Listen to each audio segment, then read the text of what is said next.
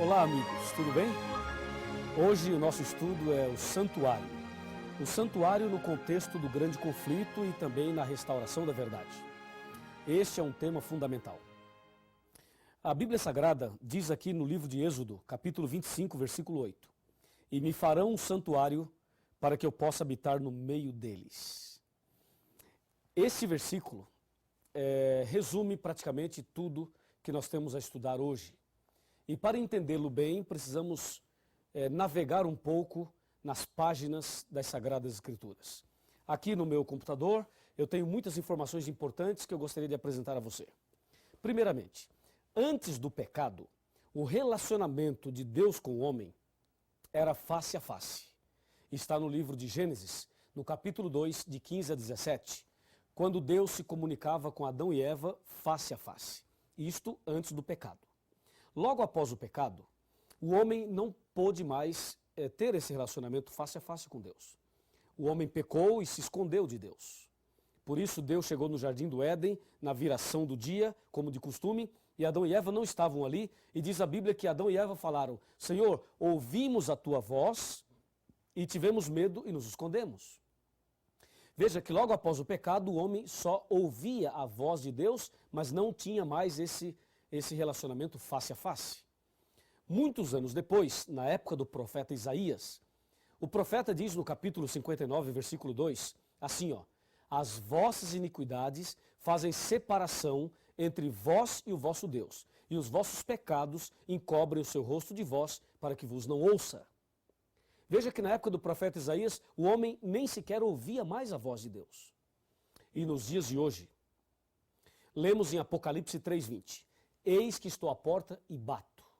Se alguém ouvir a minha voz, olha a condição, se alguém ouvir a minha voz e abrir a porta, entrarei em sua casa, cearei com ele e ele comigo.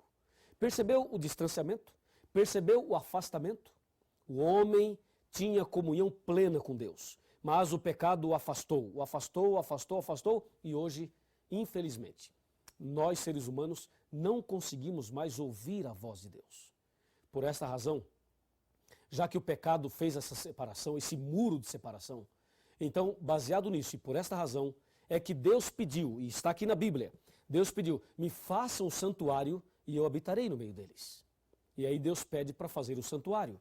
E no capítulo 25 de Êxodo, Deus diz qual material deveriam usar para fazer o santuário. E ali fala de ouro, prata, fala também de bronze, fala das cores, das metragens. Deus dá toda a orientação para que o santuário pudesse ser feito.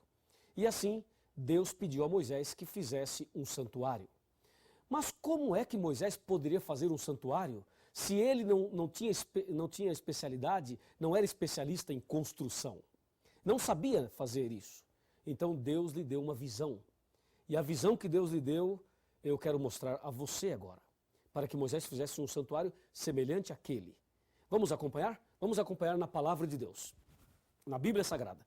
Que visão é essa? Que mensagem é essa? Que modelo é esse? Vamos lá? Vamos lá. Abra sua Bíblia no livro de Apocalipse, capítulo 11, versículo 19. E vamos ver aqui qual foi a visão que Deus deu a Moisés e que modelo é esse que Deus deu a ele, para que ele pudesse construir um santuário da forma correta. Diz aqui, Apocalipse 11, 19. Abriu-se então o santuário de Deus, que se acha no céu. E foi vista a arca da aliança, no seu santuário. E sobrevieram relâmpagos, vozes, trovões, terremoto e grande saraivada. Viu? Deus mostrou a Moisés um santuário que existe no céu e disse a ele, faça um santuário semelhante a este. Aqui no livro de Hebreus, capítulo 8, versículo 5, confirma esta mensagem. Diz assim, os quais ministram em figura e sombra das coisas celestes. Assim como foi Moisés divinamente inspirado ou instruído, quando estava para construir o santuário, o tabernáculo. Pois diz ele, vê, faças todas as coisas de acordo com o modelo que te foi mostrado no monte. Assim, Deus deu a visão do santuário para Moisés e disse, faça um igual. E Moisés fez um igual. Como é esse santuário? Vejamos alguns detalhes do santuário. de toda essa construção, a mobília, alguns detalhes importantíssimos, conforme Deus mostrou a Moisés naquela visão. Vamos lá. Aqui no meu computador eu tenho muitas informações que eu vou mostrar a você e você poderá acompanhar na Bíblia e também através das imagens. O santuário que Deus pediu que Moisés fizesse deveria ter um pátio, o lugar santo e o lugar santíssimo. Então vamos de novo. O pátio, o lugar santo e o lugar santíssimo. No pátio havia 2 objetos. Um altar de sacrifício de animais e uma bacia com água, ou uma pia, se você quiser falar pia, com água. Aí, entrando no lugar santo, tinha uma mesa com 12 pães, eram chamados pães da proposição, pães feitos da flor da farinha, sem fermento. Tinha uma pilha de 6 aqui e uma pilha de 6 aqui, 12 pães. Ainda no lugar santo, tinha um castiçal com 7 lâmpadas. Essas lâmpadas ficavam acesas de dia e de noite, continuamente. E o que fazia aquelas lâmpadas ficarem acesas era azeite, o azeite. Tinha também no lugar santo um altar de incenso. Esse altar ficava mais ou menos ali próximo à divisão para o lugar santíssimo, mas ainda no lugar santo. Um altar de incenso. Depois, passando para o lugar santíssimo, havia uma cortina grande, um véu enorme. Essa cortina chamavam de véu. Esse véu é que separava o santo do santíssimo. No lugar santíssimo havia uma grande arca, um caixote, uma arca de madeira revestida de ouro, e essa arca é conhecida na Bíblia como a Arca da Aliança, ou Arca do Concerto. Ali estava no lugar santíssimo. Dentro desta arca, no lugar santíssimo, tinha o maná, a vara de Arão que floresceu e as 2 tábuas dos 10 mandamentos. Isso estava dentro da arca. Sobre a arca tinha uma tampa, e essa tampa chamava-se propiciatório. E sobre a tampa haviam 2 anjos querubins feitos de ouro, assim, ó, um curvado para o outro, assim, entendeu? Desse jeito. 2 anjos sobre a tampa da arca. E aí, no meio desses 2 anjos, sobre a arca, no lugar santíssimo, era exatamente ali que Deus se manifestava uma vez ao ano. Esse dia que Deus se manifestava era conhecido como o dia da expiação. Era o dia da reconciliação, o dia do juízo, o dia do perdão, o dia da misericórdia. Esse dia da expiação, Deus se manifestava ali, no lugar santíssimo, sobre a arca, entre os 2 querubins. Essa manifestação de Deus ali era conhecida como Shekinah. O Shekinah era a presença de Deus, uma nuvem de fogo com a presença do Deus Todo-Poderoso. Tudo isso que acabei de apresentar a você está em Hebreus capítulo 9, de 1 a 7. Lembrando que no lugar santo, o sacerdote entrava, e no lugar santíssimo, só o sumo sacerdote. O sacerdote entrava no lugar santo 2 vezes ao dia, e no lugar santíssimo, o sumo sacerdote sozinho, 1 vez no ano, ou ao ano. O que tudo aquilo significava? Para que aquele santuário? O santuário do Antigo Testamento era como uma escola para ensinar para o povo o plano da salvação. Até porque antes de Cristo morrer na cruz, as pessoas não tinham essa referência que nós temos hoje para obter o perdão pelo sangue de Cristo. Então, eles tinham o santuário e toda vez que cometia um pecado, eles deveriam pegar um cordeiro, o pecador levava o cordeiro até o pátio do santuário, ali ele se ajoelhava, colocava a mão sobre a cabeça do cordeiro, confessava os pecados a Deus e transferia a sua culpa do pecado para o cordeirinho. Depois pegava um facão e cortava o pescoço do cordeirinho. E aquele cordeirinho morria no seu lugar. E o sangue dele era usado ali no santuário pelo sacerdote. E o sacerdote, então, com o seu polegar direito, fazia as impressões digitais nas pontas do altar. E o restante do sangue jogava no véu e derramava à base do altar. Levítico 4, de 27 a 30. Ali tem a descrição desse ritual do santuário. Assim, o santuário funcionou durante muitos anos antes de Cristo. Era uma tenda móvel que eles montavam e desmontavam. e fizeram isso mais de 40 vezes, aproximadamente 41 vezes, montando e desmontando o santuário. E assim eles faziam o ritual do santuário a cada dia durante o ano todo.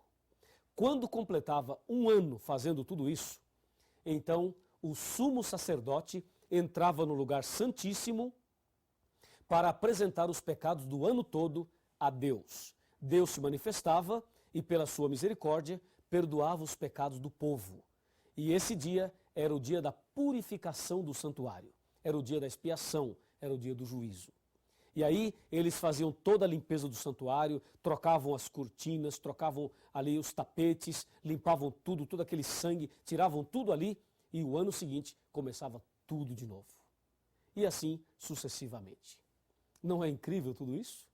É realmente impressionante. Agora, o que cada detalhe desse santuário significava? Primeiramente, o santuário tinha 3 portas. A primeira porta era da rua para o pátio. A segunda porta era do pátio para o lugar santo. A terceira porta era do santo para o santíssimo.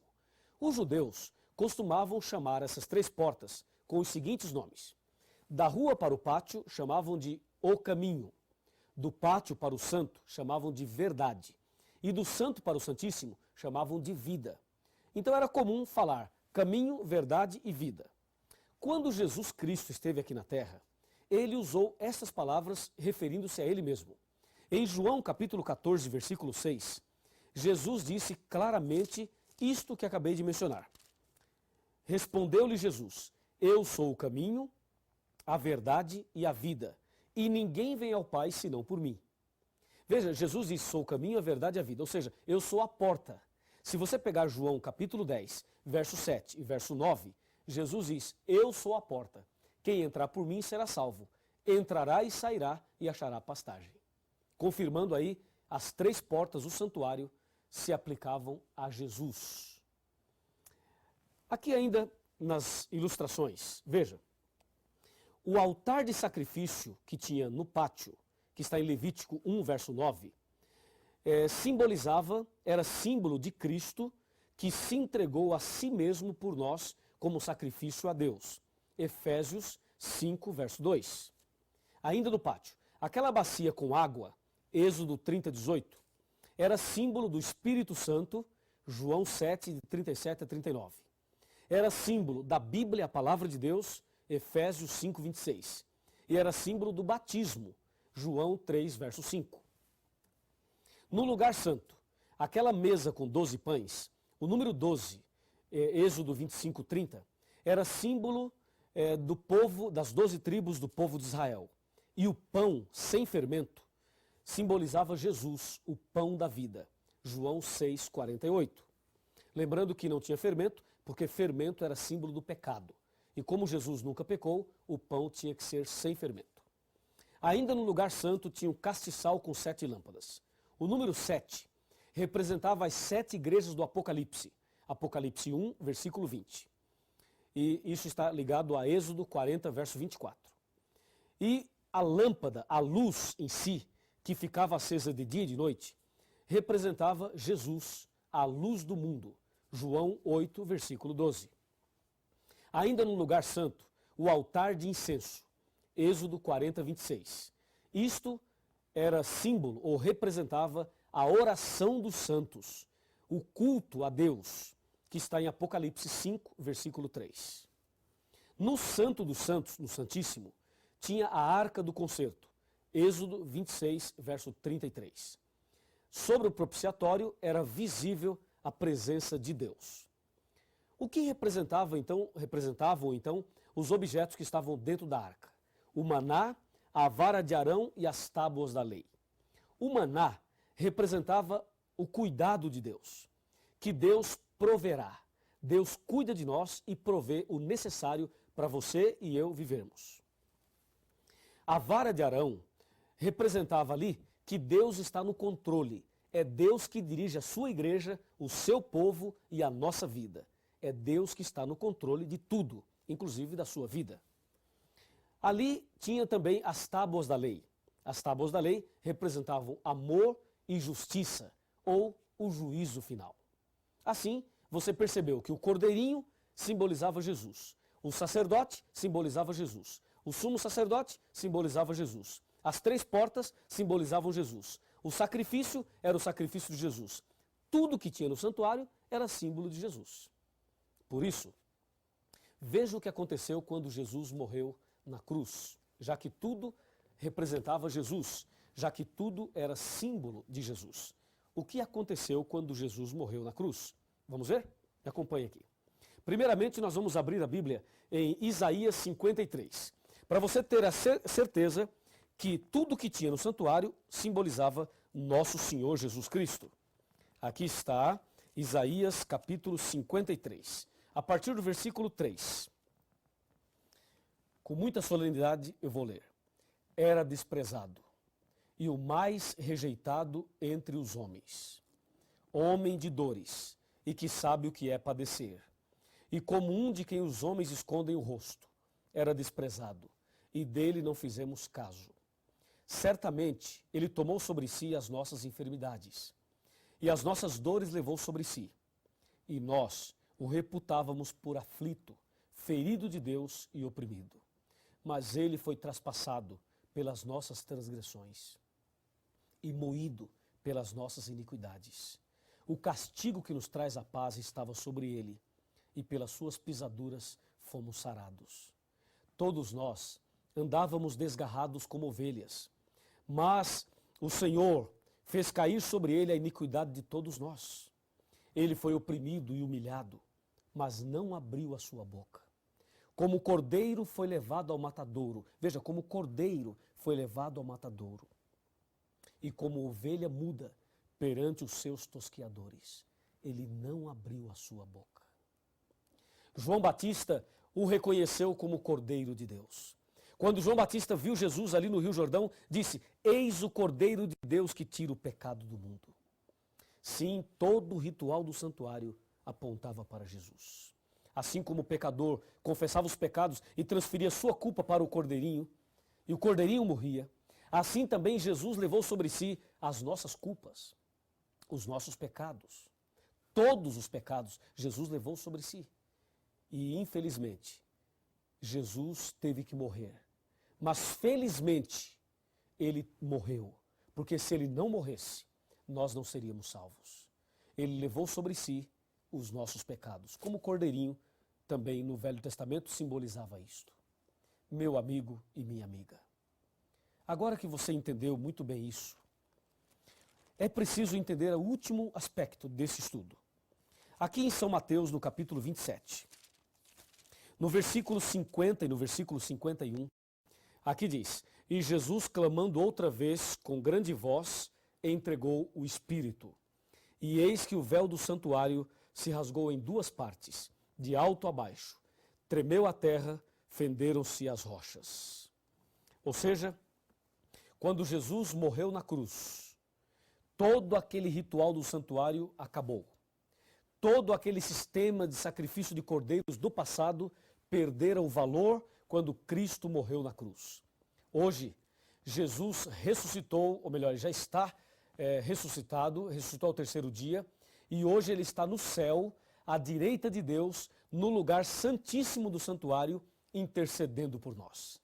O que Deus então espera de mim e de você? Por favor, venha aqui bem pertinho, quero falar algo muito importante para você. Pode se aproximar aqui, quero falar algo muito importante para você. Vem cá. Apocalipse 3:20 diz assim, eis que estou à porta e bato. Se alguém ouvir a minha voz e abrir a porta, entrarei em sua casa, cearei com ele e ele comigo. Lembra, no santuário tinha 3 portas. Jesus é a porta. E Jesus já abriu a porta da salvação para você quando morreu na cruz. Hoje, só falta você abrir a porta do seu coração. Como está o seu coração? Está fechado ou está aberto? Se ele estiver aberto, meus parabéns.